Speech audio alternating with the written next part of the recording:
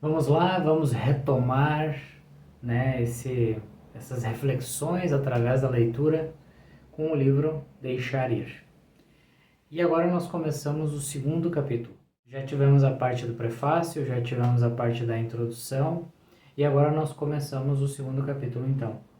E aí vem a explicação do que é esse mecanismo de deixar ir. Então, vamos lá.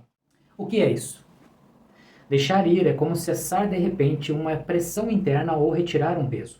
É acompanhada por uma sensação súbita de alívio e leveza, com um aumento da felicidade e da liberdade. É um mecanismo real da mente, e todo mundo já o experimentou em alguma ocasião. Um bom exemplo é o seguinte: você está no meio de uma discussão intensa, está irritado e chateado, quando de repente a coisa toda se torna absurda e ridícula. Você começa a rir, a pressão é aliviada. Você foi da raiva, do medo e de se sentir atacado ao sentimento repentino de liberdade e felicidade. Pense quão bom seria se você pudesse fazer isso o tempo todo, em qualquer lugar e ocasião. Você sempre pode se sentir livre e feliz e nunca mais ser encurralado por seus sentimentos novamente. É disto que essa técnica se trata: deixar ir conscientemente e frequentemente à vontade. Você é responsável então por mudar como você se sente. Não está mais à mercê do mundo e de suas reações a ele. Já não é mais a vítima. Isso está presente no ensinamento básico de Buda, que remove a pressão da reação involuntária. Carregamos conosco um grande reservatório acumulado de sentimentos, atitudes e crenças negativas. A pressão acumulada nos torna infelizes e é a base de muitos de nossos problemas e doenças. Nós nos conformamos com isso e o explicamos como condição humana. Procuramos escapar de inúmeras formas. A vida humana média é gasta tentando evitar e fugir do tumulto interior, do medo e da ameaça de miséria. A autoestima de todas as pessoas é constantemente ameaçada por dentro e por fora. Se olharmos a vida humana de perto, vemos que ela é essencialmente uma luta longa e elaborada para escapar de nossos medos e expectativas internas que foram projetadas sobre o mundo. Intercalados estão os períodos de celebração, quando momentaneamente escapamos dos medos internos, mas eles ainda estão lá esperando por nós.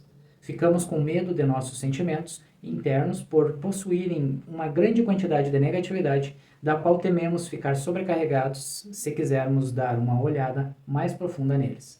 Temos medo desses sentimentos porque não dispomos de um mecanismo consciente para lidar com eles se os deixarmos surgir dentro de nós. Por termos medo de enfrentá-los, continuam se acumulando e, finalmente, começamos a esperar em segredo pela morte para trazer um fim a toda a dor. Não são os pensamentos ou fatos que são dolorosos, mas os sentimentos que os acompanham. Pensamentos por si só são indolores, mas não os sentimentos que estão por trás deles. É a pressão acumulada de sentimentos que causa os pensamentos. Um sentimento, por exemplo, pode criar literalmente milhares de pensamentos em um período. Pense, por exemplo, em uma lembrança dolorosa do começo de sua vida, um pesar terrível que foi escondido. Olhe para todos os anos e anos de pensamentos associados a esse evento único. Se pudéssemos render o sentimento doloroso subjacente, todos esses pensamentos desapareceriam instantaneamente e iríamos esquecer o evento. Essa observação está de acordo com uma pesquisa científica. A teoria científica de Gray-La-Violette, não sei, tá, gente? Tá meio misturado aqui, inglês, francês, enfim.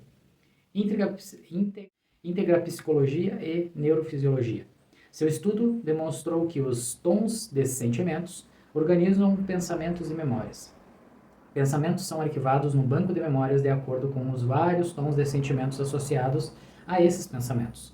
Portanto, quando renunciamos ou deixamos ir um sentimento, estamos nos libertando de todos os pensamentos associados a ele. O grande valor de saber como render é que todo e qualquer sentimento pode ser rendido em qualquer momento e qualquer local em um instante, o que pode ser feito continuamente e sem esforço. O que é o estado de rendição? Significa estar livre de sentimentos negativos em determinada área para que a criatividade e a espontaneidade possam se manifestar sem a oposição ou interferência de conflitos internos. Estar livre de conflitos internos e expectativas é dar aos outros a maior liberdade em nossa vida. Ela nos permite experimentar a natureza básica do universo, que, assim como iremos descobrir, é manifestar o maior bem possível em uma situação. Isso pode soar filosófico, mas, quando feito, é experiencialmente verdadeiro. Sentimentos e mecanismos mentais. Nós temos 3 formas principais de lidar com os sentimentos: supressão, a expressão e a fuga. Vamos discutir uma de cada vez. Vamos lá então. A supressão e repressão. Estas são as formas mais comuns de que reprimimos os sentimentos e os deixamos de lado. Na repressão, isso acontece de maneira inconsciente. Na supressão, acontece de maneira consciente. Não queremos ser incomodados por sentimentos. Além disso, não sabemos o que fazer com eles. Nós meio que sofremos com eles e tentamos nos manter funcionais da melhor maneira que podemos. Os sentimentos que selecionamos para serem suprimidos ou reprimidos estão de acordo com as programações conscientes e inconscientes que carregamos conosco por meio dos costumes sociais e das formações familiares. A pressão de sentimentos suprimidos é sentida depois como irritabilidade, mudança de humor, tensão nos músculos do pescoço e das costas, dores de cabeça, cólicas, distúrbios mentais, colite, indigestão, insônia, hipertensão, alergias e outras condições somáticas. Quando reprimimos um sentimento, isso acontece porque existe muita culpa e medo em cima dele que não é sequer sentida conscientemente. Ele passa a ser instantaneamente lançado no inconsciente assim que a ameaça aparecer. Lida-se, então, com um sentimento reprimido em uma variedade de formas para garantir que continue reprimido e longe da consciência. Dos mecanismos usados pela mente para manter o sentimento reprimido, negação e projeção são talvez os métodos mais conhecidos, visto que tendem a acontecer juntos e reforçar um ao outro. Negação resulta em grandes bloqueios emocionais e maturacionais. Geralmente, vem acompanhado por mecanismos de projeção. Por causa da culpa e do medo, nós reprimimos o impulso ou sentimento e negamos sua presença dentro de nós. Em vez de senti-lo, o projetamos no mundo e nas pessoas ao nosso redor. Vivenciamos o sentimento como se pertencesse a eles, portanto, eles se tornam o inimigo. A mente procura e encontra justificativas para reforçar a projeção. A culpa é colocada em pessoas, lugares, instituições, comida, condições climáticas, evento astrológico, grupos sociais, rivalidades políticas e outras coisas fora de nós mesmos. Projeção é o mecanismo principal usado hoje no mundo. É responsável por todas as guerras, conflitos e desordens civis. Odiar um inimigo é até encorajado como maneira de se tornar um bom cidadão. Mantemos nossa própria autoestima às custas dos outros e, eventualmente, isso resulta em rupturas sociais. O mecanismo da projeção está por trás de todos os ataques, violências, agressões e toda forma de destruição social. Outro ponto, a expressão. Com esse mecanismo, o sentimento é ventilado, verbalizado ou identificado em linguagens corporais, manifestando-se em várias demonstrações em grupo. A expressão dos sentimentos negativos permite que a pressão interna diminua apenas o suficiente para que o restante possa ser suprimido. É muito importante entender esse ponto, pois muitas pessoas na sociedade de hoje acreditam que expressar sentimentos as livra deles. Os fatos dizem ao contrário. A expressão de um sentimento, primeiro, tende a propagá-lo e dá a ele ainda mais energia. Segundo, a expressão do sentimento apenas permite que o restante seja suprimido para fora da consciência. O equilíbrio entre supressão e expressão varia em cada indivíduo, dependendo da formação inicial, das normas, dos costumes culturais atuais e da mídia. Expressar-se está em voga agora como resultado de um entendimento inexato do trabalho de Freud e da psicanálise. Freud apontou que a supressão era a causa da neurose. Logo, a expressão foi erroneamente entendida como cura. Essa interpretação equivocada se tornou permissão para a autoindulgência às custas dos outros. O que Freud realmente disse, na psicanálise clássica, é que o impulso ou o sentimento reprimido deviam ser neutralizados, sublimados, socializados e concentrados em impulsos construtivos de amor, trabalho e criatividade. Distorcendo bastante, né? Se despejamos nossos sentimentos negativos nos outros, eles vivenciam isso como um ataque e, por sua vez, são obrigados a suprimir, expressar ou fugir dos sentimentos. Portanto, a expressão de negatividade resulta em deterioração e destruição dos relacionamentos. Uma alternativa bem melhor é assumir a responsabilidade pelos nossos sentimentos e neutralizá-los. Assim, apenas sentimentos positivos restam para ser expressos. Outro ponto, a fuga. Fuga é o ato de evitar os sentimentos por meio da distração. Esse ato de evitar é a espinha dorsal das indústrias de entretenimento e bebidas, bem como o caminho para os viciados em trabalho. Fugir e evitar a consciência interior é um mecanismo socialmente tolerado.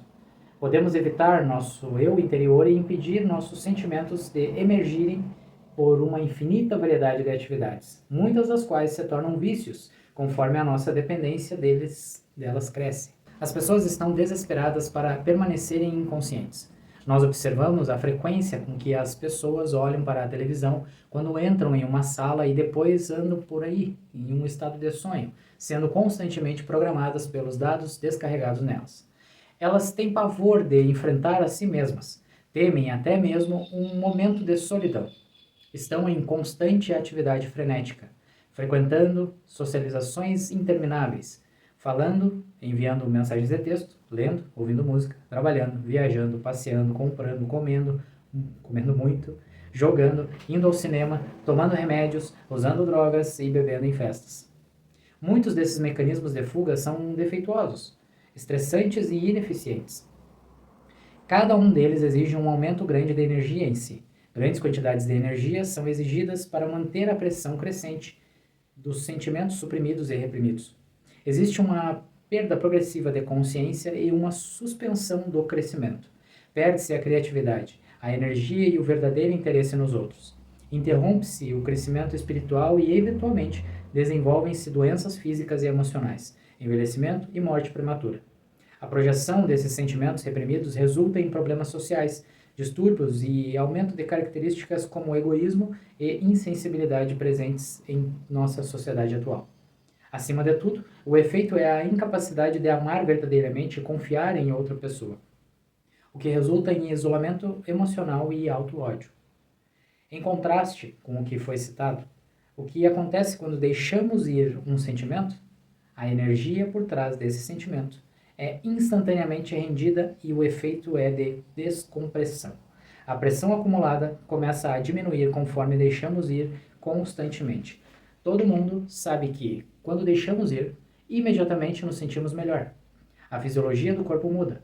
Acontecem melhorias tangíveis na cor da pele, na respiração, no pulso, na pressão sanguínea, na tensão muscular, no funcionamento gastrointestinal e na química do sangue. No estado de liberdade interna, todas as funções do corpo e dos órgãos se movem na direção geral de normalidade e saúde. O poder muscular aumenta no mesmo instante, a visão melhora e a nossa percepção do mundo e de nós mesmos muda para melhor. Sentimos-nos mais felizes, amorosos e tranquilos. Muito bom, né? Então, esse vídeo nós encerramos assim, com esses 3 pontinhos aí, mecanismos mentais. E depois a gente vai continuar e nós iremos lidar com alguns sentimentos. Iremos trazer sentimentos e estresse, eventos da vida e emoções e o tal mecanismo de deixar ir. Então, nos vemos no próximo vídeo. Até mais!